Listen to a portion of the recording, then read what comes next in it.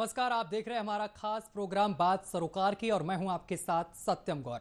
प्रकृति या कहें कुदरत, जिसको हम लोग पूजते हैं और पृथ्वी को मां समान दर्जा देते हैं, नदी, जंगल, पहाड़, पेड़ पौधों को देवतुल्य मानकर उनकी पूजा करते हैं, आज इन पर संकट और गहराता ही जा रहा है। मनुष्य की भौतिकवादी आंधी दौड़ ने इन सभी को नुकसान पहुंचा रही हैं। अगर ये ऐसा ही चलता रहा तो आने वाली पीढ़ियां हमें कभी माफ नहीं करेंगी और पूरी दुनिया में पर्यावरण के प्रति जागरूकता को लेकर विश्व पर्यावरण मनाया जाता है।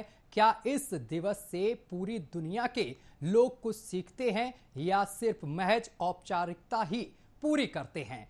अगर जल और जंगल, पेड़ पौधों को बचाना है तो इसके साथ मनुष्य की आने वाली पीढ़ियों को बचाना होगा और तो पूरी दुनिया की जिम्मेदारी है कि प्रकृति के साथ खिलवाड़ ना करें, उनके साथ यहाँ पर संतुलन बनाए रहें और प्रकृति समय समय पर अपना रौद्र रूप दिखाती है, जिससे इंसानों को नुकसान उठाना पड़ता है। फिर भी इंसान सब कुछ नहीं देख पाता है। वहीं हजारों लाखों सवालों से प्रकृति है और आगे भी रहेगी, भले ही उनके साथ कितना ही खिलवाड़ क्यों ना किया जाए, लेकिन मनुष्य और बाकी जीव जंतु के अस्तित्व पर असर जरूर पड़ेगा। तो पर्यावरण के मुद्दे पर आगे इसको लेकर आज पर्यावरण के मुद्दे पर आगे बढ़ते इससे पहले आपको बता दें कि विश्व पर्यावरण दिवस के अवसर पर प्रधानमंत्री नरेंद्र मोदी मिट्टी बचाओ कार्यक्रम में शामिल हुए और लोगों से पर्यावरण बचाने की अपील भी की है।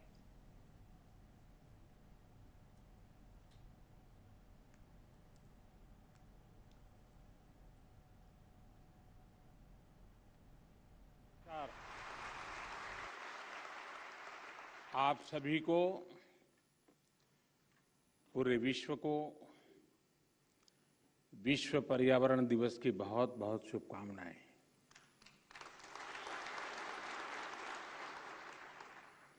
सद्गुरु और ईशा फाउंडेशन भी आज बधाई के पात्र है। मार्च में उनकी संस्था ने सेव सॉइल अभियान की शुरुआत की थी। 27 देशों से होते हुए उनकी यात्रा और 75वें दिन यहां पहुंची है। आज जब देश अपनी आजादी के 75वें वर्ष का पर्व मना रहा है, इस अमृत काल में नए संकल्प ले रहा है, तो इस तरह के जन अभियान बहुत अहम हो जाते हैं। साथियों, मुझे संतोष है कि देश में पिछले 8 साल में जो योजनाएं चल रही हैं,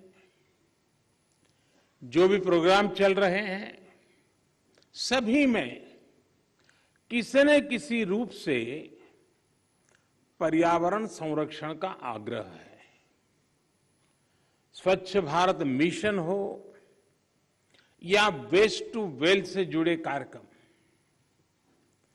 अमृत मिशन के तहत शहरों में आधुनिक सीवेज ट्रीटमेंट प्लांट्स का निर्माण हो या फिर सिंगल यूज प्लास्टिक से मुक्ति का अभियान,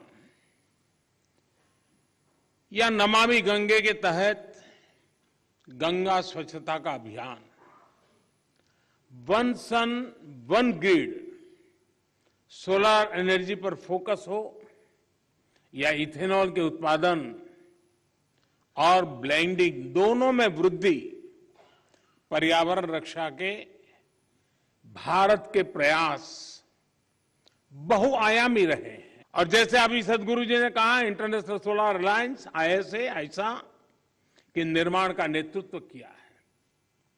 पिछले वर्ष भारत ने यह भी संकल्प लिया है कि भारत 2070 तक नेट जीरो का लक्ष्य हासिल करेगा।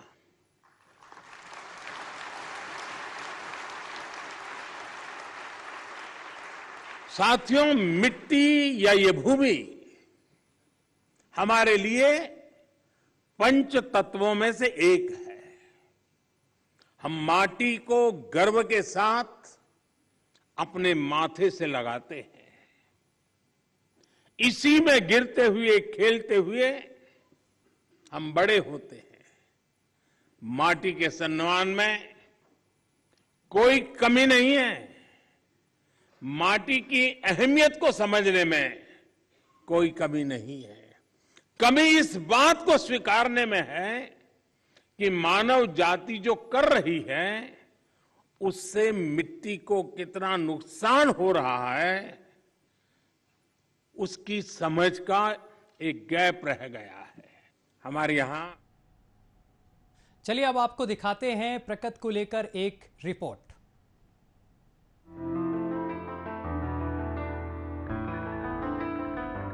कतरा कतरा हर रोज मरती है, बचा लो इसे, हमारे पास एक ही धरती है। इस बार पूरी दुनिया में पर्यावरण दिवस को पृथ्वी एक है के संदर्भ में मनाया जा रहा है। ये संदर्भ प्रभावी दौर में इसलिए महत्वपूर्ण है क्योंकि खास तौर से तब जब पूरी पृथ्वी कहीं विचलित तो कहीं विषमता की ओर बढ़ रही है। पर्यावरण की समस्या पर विचार विमर्श करने के लिए संयुक्त राष्ट्र संघ ने 1972 में स्वीडन की राजधानी में स्टॉकहोम में पहला पर्यावरण सम्मेलन किया। 5 जून से शुरू हुए इस सम्मेलन में पूरी दुनिया के 100 से ज्यादा देश शामिल हुए थे। इस सम्मेलन का मुख्य उद्देश्य पर्यावरण के प्रति लापरवाही न बरतना था। दरअसल पर्यावरण का संबंध उन जीवित और गैर जीवित चीजों से है जो हमारे आसपास मौजूद हैं और जिनका होना हमारे लिए बहुत जरूरी है। इसके अंतर्गत मिट्टी, जल, वायु, पेड़ पौधे, जंगल, मनुष्य, पशु पक्षी आदि आते हैं। कभी हमारे आसपास का वातावरण और स्थान वास्तव में एक प्राकृतिक स्थान जैसे कि जंगल, नदी, पहाड़ या फिर रेगिस्तान आदि थे, जिन्हें हम मनुष्यों ने अपने उपयोग के लिए कंक्रीट के जंगलों, सड़कों या कारखानों में तब्दील कर दिया। पर्यावरण को लेकर आज विश्व के सभी देश चिंतित हैं। हर दिन प्रदूषण का स्तर बढ़ता जा रहा है, जिससे प्रकृति को नुकसान तो हो ही रहा है, लोगों का जनजीवन भी अस्त व्यस्त हो रहा है। पर्यावरण को दूषित करने, प्रकृति के साथ खिलवाड़ करने के लिए हम मनुष्य ही सबसे बड़े दोषी हैं। जिस तरह पर्यावरण के साथ खिलवाड़ हो रहा है, संभवतः आने वाली पीढ़ियों को साफ हवा में सांस लेना भी दूभर हो जाएगा।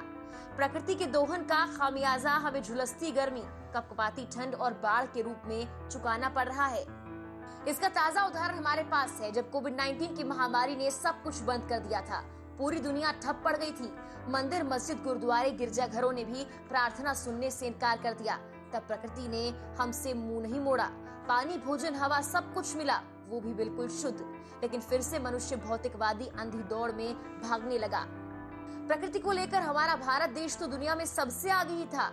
यही कारण था कि हमने ही सबसे पहले वसुदेव कुटुंबकम कहा था, यानी इस पृथ्वी पर रहने वाले जीव एक कुटुंब की तरह हैं। उस कुटुंब को पृथ्वी ही पालती है और प्रकृति ही उसकी सबसे बड़ी सहायक है। और शायद यही कारण था कि अपने देश में पृथ्वी को माता की तरह पूजते हैं। प्रकृति को प्रणाम किया जाता है। नदी, जंगल, वायु, पेड़ों को देवतुल्य मानकर उनकी पूजा होती है। दूषित होते पर्यावरण को रोकने के लिए हम सबको साथ आना होगा। जाने अनजाने जो लोग वातावरण को दूषित करते हैं उन्हें रोकना होगा।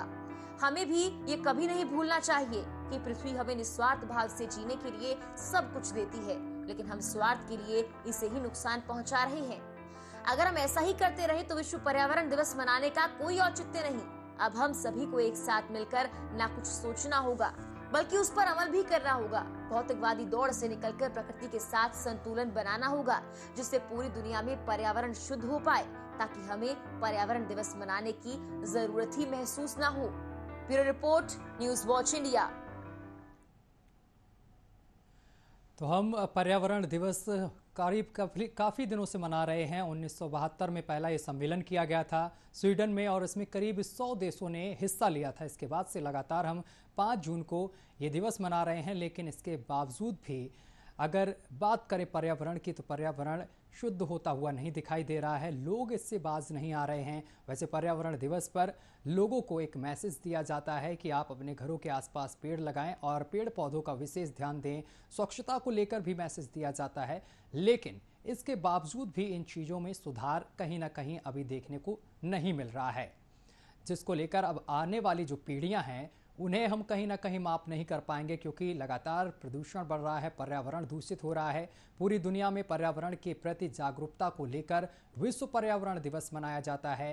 क्या इस दिवस ने पूरी दुनिया के लोग कुछ सीख लेते हैं या फिर महज औपचारिकता की पूरी करते हैं?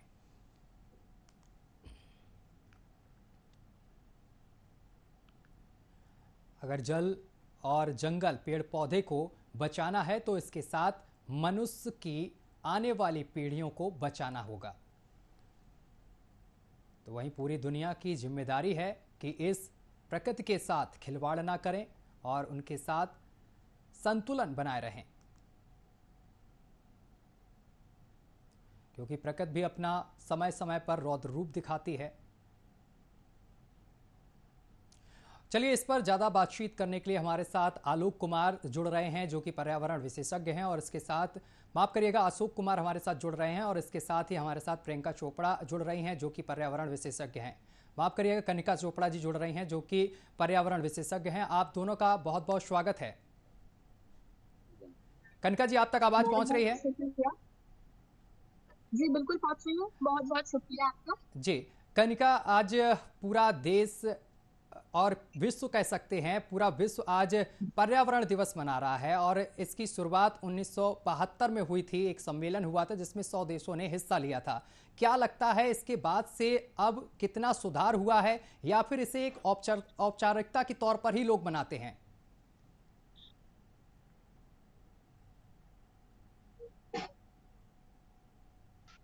कनिका जी, आवाज मिल रही है आपको? जी जी बिल्कुल जी। अगर आप सुधार की बात करें तो आज के दिन में आप देखिए मेरी आवाज पहुंच रही है? आपको मेरी आवाज पहुंच रही है? जी जी, आ रही है आपकी आवाज, बोलिए। जिस तरह का सुधार हुआ है ये हम सब देख रहे हैं, हम सब जान रहे हैं कि क्या हो रहा है। अगर आप कहीं ये दिवस एक दिन मनाने की जरूरत है, बिल्कुल नहीं। इस तरह के दिवस हमें हर रोज मनाने की आवश्यकता है, जिससे हम एक मैसेज छोड़ सके आने वाली जनरेशन के लिए कि ये एक बहुत ही निश्चित तरह का काम है जो हमें करना होगा। अगर हम चाहते हैं कि हमारी जनरेशन सर्वाइव करे, हमारे आने वाले बच्चे इस चीजों को समझे, हमें आज से ही उसका एक मैसेज छोड़ना होगा। और वो मैसेज कौन छोड़े? वो मैसेज आपको और हमको छोड़ना होगा, ये बताकर कि हमें किस तरीके से पर्यावरण का ध्यान करना है। हर रोज आप देखिए किस तरह से प्रदूषण स्तर बढ़ रहा है, किस तरह से पेड़ पौधे काटे जा रहे हैं।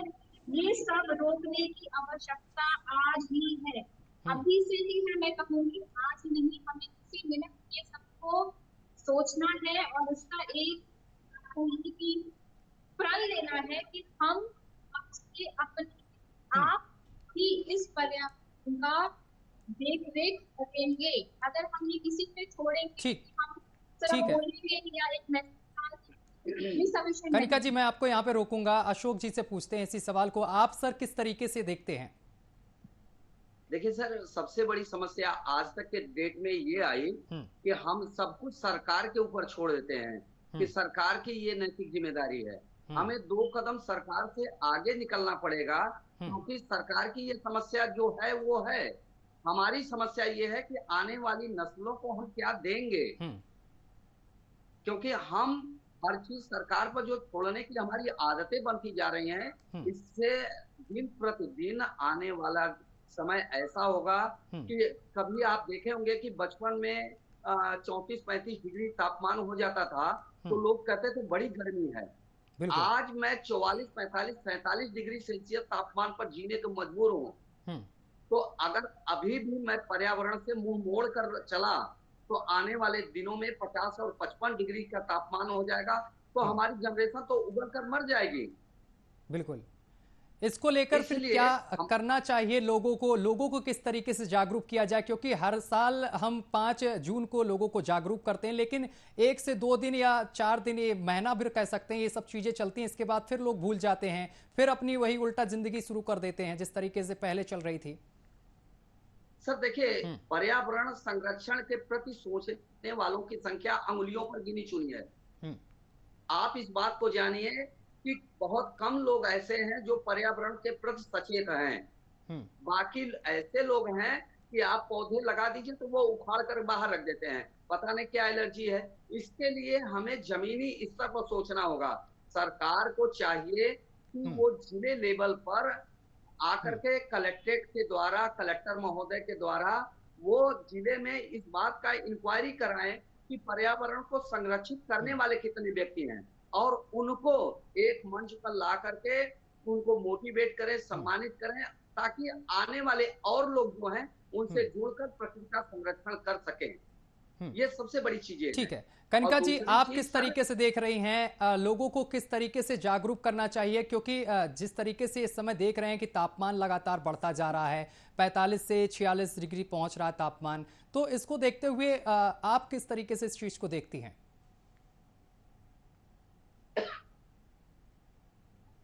देखिए, ये जो आज ये 46 डिग्री जो तापमान है, इसका रिस्पॉन्सिबिलिटी कौन लेगा?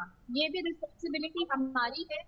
आप पहले जमाने में देखते थे किस तरीके से पब्लिक ट्रांसपोर्ट का यूज होता था, लोग पैदल जाना प्रेफर करते थे, साइकिल चलाना प्रेफर करते थे। आज एक ही घर में कम से कम 5 गाड़ियां हैं, और 4 जनों के लिए 5 गाड़ियां हर अपनी तो कैसे आप पर्यावरण को बचाएंगे और कैसे आप इस टेम्परेचर को रोकेंगे? ये तो एक शिक्षा के माध्यम से हमें हर बच्चे को ये सिखाना होगा कि इस तरीके से नहीं चल सकता लंबे समय तक। आने वाले समय में तो तापमान जाएगा, वो बर्दाश्त के बाहर होने वाला है, और उसका इफेक्ट जो होने वाला है हमारी आने वाली पीढ़ियों पे। आप देखिए, आज हार्ट अटैक के इतने केसेस, इतना डेथ रेट बढ़ रहा है, यंग एज में सब कुछ हो रहा है। ये सब क्यों हो रहा है? ये सिर्फ हमारा स्वास्थ्य नहीं है, ये हमारा पर्यावरण भी है जो हमारे बिल्कुल खत्म कर रहा है। इसका एक मैसेज हमें स्कूल में बच्चों तक पहुंचाना होगा कि हमें किस तरीके से पर्यावरण की रक्षा करनी है। ये शिक्षा हमें मैंडेटरी करनी होगी। अगर हम ये सोचते हैं कि ये एक्टिविटी में ऑप्शनल करने से हम अपने बच्चों को सिखा लेंगे, या एक दिन बच्चे को बताने से आज पर्यावरण दिवस है स्कूल में सेलिब्रेट करने से उसका ये बिल्कुल ही गलत है। इसको हमें एक सब्जेक्ट की तरह स्कूल में कनिका जी, बच्चों को तो हम तब समझाएंगे कि जब पहले हम समझना चाहेंगे ना इस चीज को, पहले हम लोग समझें, बाद में बच्चे समझें, क्योंकि पहले हम ही नहीं सुधार करेंगे तो बच्चे कब सुधार करेंगे उस पे? बिल्कुल। और अभी हमें समझने के लिए क्या चीज और चाहिए? इतने यंग एज में ये जो डेथ हो रही है, आप रोज सुन रहे हैं कार्डियक अरेस्ट हो रहे हैं, ये सब पर्यावरण का बहुत बड़ा इफेक्ट हो रहा है हम लोगों के स्वास्थ्य। ये भी नहीं, अगर समझने के लिए हम इतना भी काफी नहीं है, तो मैं नहीं समझ पा रही कि और हम क्या देखना चाहते हैं या क्या समझना चाहते हैं इस चीज को लेने के लिए। ठीक है। अशोक जी, आवाज पहुंच रही है आप तक? जी सर। अशोक जी, जिस तरीके से अभी कनिका जी ने कहा कि गाड़ियां बढ़ रही हैं, लोग घरों में एसी लगा रहे हैं, भौतिकतावादी लोग हो रहे हैं, तो आगे चलकर और भी ऐसी चीजें सामने निकल कर आएंगी और गाड़ियां बढ़ेंगी। इसको संतुलन कैसे बनाया जाए प्रकृति के साथ? देखिए सर, प्रकृति का क्षरण जो है सबसे ज्यादा शिक्षित समाज के लोग करते हैं। आप इस बात को ध्यान रखिए कि पहले एक कुएं से गांव भर पानी पीता था, आज हर घर में समरसेबल लग चुका है जी। 1 लीटर पानी की जगह पर वो 100 लीटर बहाते हैं। उनको कंक्रीट का महल तैयार करना है, लेकिन 10 पेड़ नहीं लगाना है। कोई भी व्यक्ति पर्यावरण के प्रति सजग नहीं होना चाहता। नतीजा ये हुआ कि आप देख रहे हैं कि 1972 में पूरा विश्व समुदाय चिंतित होकर के पर्यावरण दिवस मनाने को बाद हुआ। ये बात अपने आप में विचारणीय है सर, कि हमें पर्यावरण दिवस मनाने की आवश्यकता ही क्यों पड़ी? क्योंकि मैं प्रकृति के प्रति एकदम उदासीन हो चुका हूं। कोई व्यक्ति 2 पौधे अगर लगाना चाहे तो 135 करोड़ की आबादी में 270 करोड़ पेड़ तो एक ही दिन लग जाएगा। आदमी महत्वाकांक्षा की पराकाष्ठा को पार कर चुका है। कोई आदमी साइकिल से नहीं चलना चाहता, हर व्यक्ति के पास मोटरसाइकिल है। यहाँ तक कि मैं ग्रामीण एरिया से बिलोंग करता हूँ। मैं आपको बताऊं सर, तो आप आश्चर्य व्यक्त करेंगे, कुछ ऐसे महानुभाव हैं कि फ्रेश होने खेतों में मोटरसाइकिल से जाते हैं। अब आप समझ लीजिए कि पर्यावरण क्यों ना प्रदूषित हो। तो पर्यावरण के प्रति हमें सजग होना पड़ेगा, निष्ठावान होना पड़ेगा, क्योंकि अगर हम आज नहीं चेते तो कल हमारे हाथ से निकल जाएगा। आप देखे होंगे कि कोरोना काल में किस तरीके से महामारी हुई, एक कंधे पर लोग अपने परिजन अशोक को जी, रखते थे। शहरीकरण तो गांव में भी हो रहा है, खेतों पर मकान बनाए जा रहे हैं, तरह तरह के कारखाने लगाए जा रहे हैं, अब गांव की तरफ भी डेवलप होने लगा है। जी सर, यही तो मैं कह रहा हूं कि चिंता का विषय तो ग्रामीण एरिया से अब शुरू हो रहा है। और अगर ग्रामीण एरिया में इस तरीके का आधुनिकीकरण का विस्फोट हुआ तो फिर भारत को नहीं, पूरे विश्व को कोई नहीं बचा सकता। क्योंकि जैसे अमेरिका में है सर, एक व्यक्ति पर 4,832 पेड़ है, और भारत में केवल एक व्यक्ति पर 28 पेड़ है। लगता तो हर साल सर 13 लाख 14 लाख पेड़ मेरे जिले में है, भदोही जैसे छोटे से जिले में। बचता कितना है ये कोई आंकड़ा नहीं बताना चाहता मैं। आप समझिए कि 10 अक्टूबर 2017 से सर अनवरत वृक्षारोपण कर रहा हूँ, चाहे देश हो चाहे विदेश हो। एक खिलाड़ी होने के नाते विदेश में जाता हूँ, वहां भी पर्यावरण का संरक्षण करने की कोशिश करता हूँ। लेकिन बचाने की जो मुहिम है मेरी, मैं डायरी लिख रखता हूँ, उस पर टिक करता हूँ कहाँ मैंने पेड़ लगाया, उसको देखता हूँ 15 दिन 20 दिन 25 दिन पर। अगर यही जिम्मेदारी हर व्यक्ति निभा ले तो सर प्रकृति का संरक्षण तो अपने आप हो जाएगा। कनका जी, सरकार और जनता के बीच कैसे संतुलन बनाया जाए, क्योंकि लगातार जो मामले सामने निकल कर आ रहे हैं प्रकृति को लेकर, इसको देखते हुए कोई ठोस कदम क्या उठाना चाहिए या फिर चिंतन ही इस पर होता रहेगा?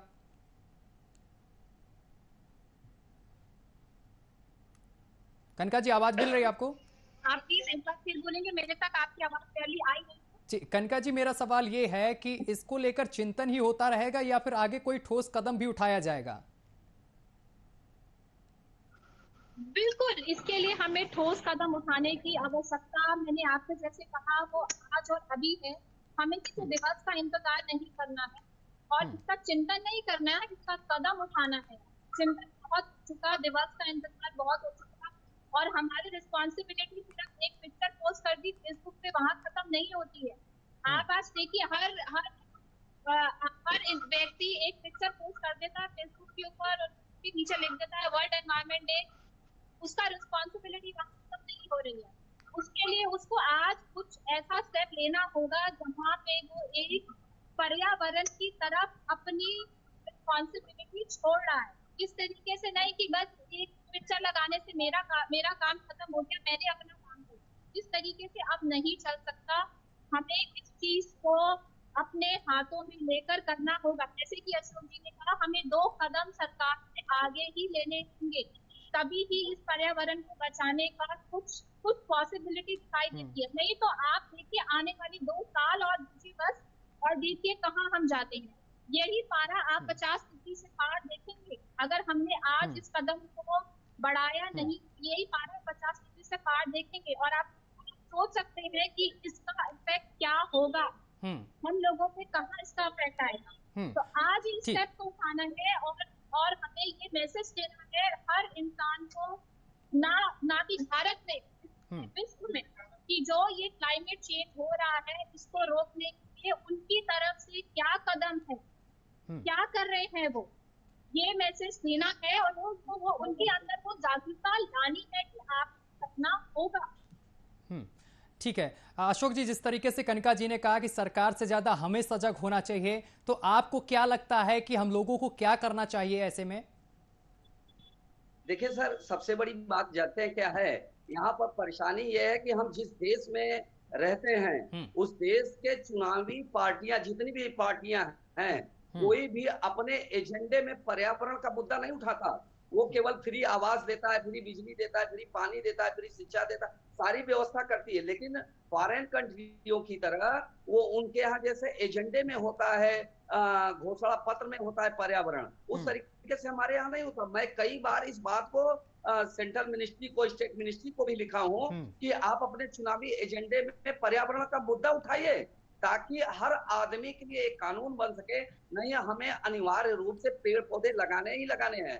अगर उसका हम नुकसान करते हैं तो इसका जेल भी होगा, खामियाजा भी होगा।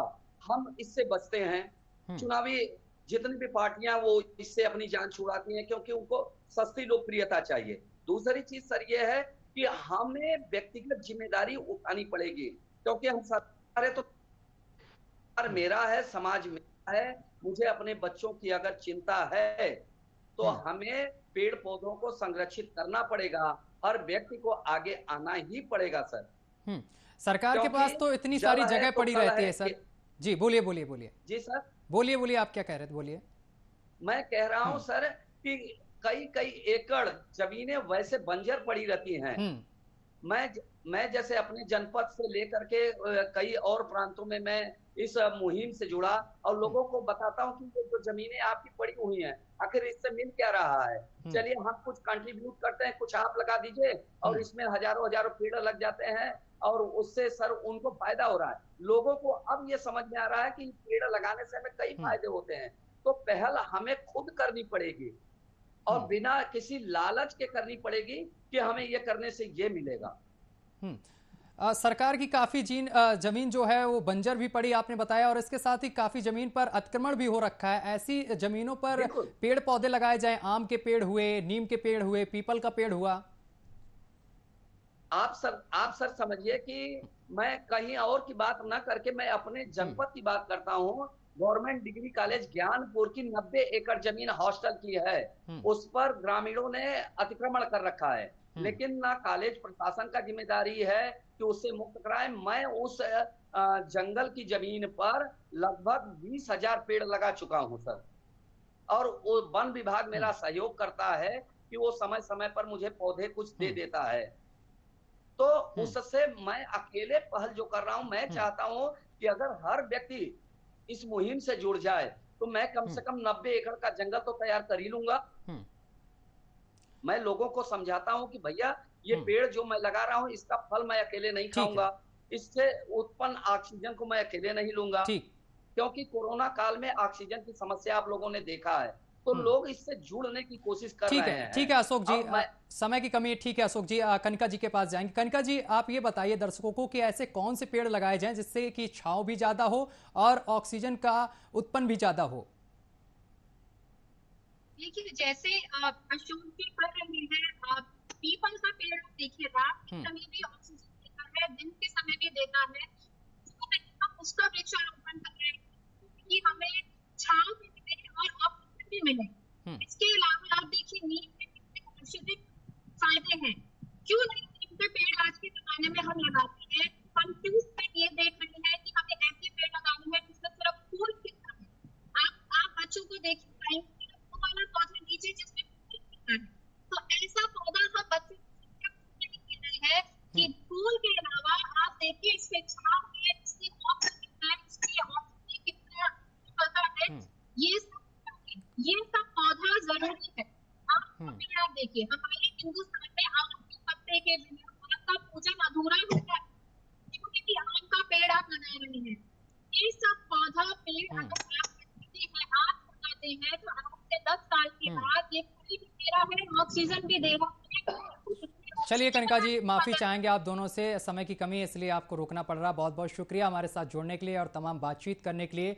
तो पर्यावरण दिवस है आज और इसको लेकर लोगों को जागरूक किया जा रहा है, स्कूलों में बच्चों को भी जागरूक किया गया है। और आज से न्यूज़ वॉच इंडिया भी आपसे यही कह रहा है कि आप लोग अपने घरों के बाहर पेड़ पौधे लगाएं, ज़्यादा से ज़्यादा लगाएं। नीम और पीपल और आम के जो पेड़ पौधे हैं इनको लगाएं, जिससे कि ऑक्सीजन का उत्सर्जन ज़्यादा से ज़्यादा हो सके। फिलहाल मेरे साथ अभी के लिए बस इतना ही। देश दुनिया की तमाम खबरें देखने के लिए देखते रहिए न्यूज़ वॉच इंडिया।